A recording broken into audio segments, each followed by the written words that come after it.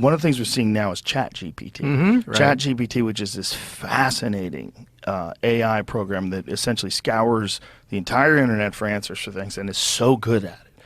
The answers for things, for just data, people are getting diagnosed with certain diseases based on symptoms and blood work, and it's super accurate. Legal papers, it could fill out legal forms, and it's wild the capacity that it has right now. You can pass the bar exam that way too. Yes. The bar exam can be passed with a chatbot. Yeah, it's like 98%, right? Now, here's the question. If quantum computing gets involved in AI, what are we looking at? Well, first of all, AI is a software program. We're talking about homogenizing different kinds of essays on the web, splicing them together, and then passing it off as your latest creation. Basically, plagiarism using digital computers. It's a software question. However, quantum computers is bigger than that. Quantum computers is a hardware question, where it actually increases your ability to do much more than with an ordinary digital computer. So the two of them, the chatbots that are a revolution in software, and then quantum computers, which are a revolution in hardware, when they get together, watch out. So we're talking about an extremely powerful alliance between software and hardware. Now, also, as you know, chatbots will also lie, cheat, swindle, joke, and do all sorts of crazy things. Yes. If you're a high school kid, you could write all sorts of science fiction scenarios, and some chatbot may grab pieces of that nonsense and incorporate it into their essay. Oh, interesting. So it can't discern what's accurate. Exactly. The whole point. This is the whole ball of wax. Chatbots do not know what is correct or incorrect. They just gather information so they could be gamed. That's right. All they do is homogenize, cut up existing things that sound human, put it together, and then people say, my God, that sounds like a human wrote it. Of course, a human did write it. Isn't that interesting that they could game that also if they wanted to find out what percentage of people believed a certain thing?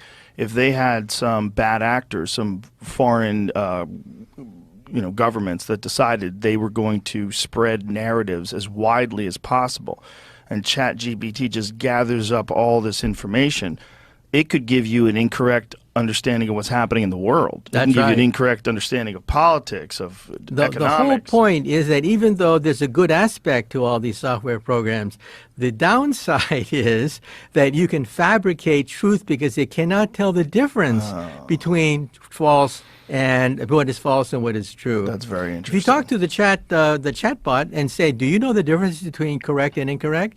And they say, no, it's just on the web. They're just instructed to cobble together existing paragraphs, splice them together and polish it up, and then spit it out.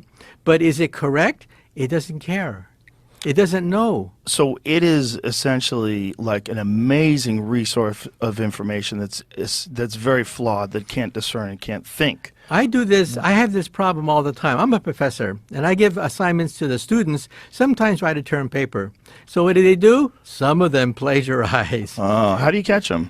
Well, you read the essay, and then you read another essay, and you say, I've heard that before. I've seen that the old-fashioned way. Yeah, right. The old-fashioned way. Yeah. But you see, that's what a chatbot is. A chatbot is like a teenager that plagiarizes other people's essays, passes it off as their own.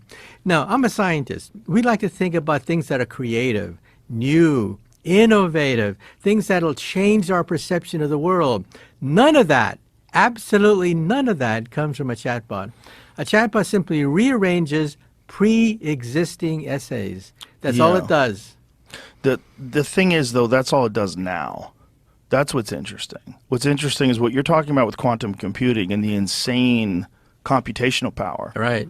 And then apply that to having access to all of the information. Right, but there's a good aspect too.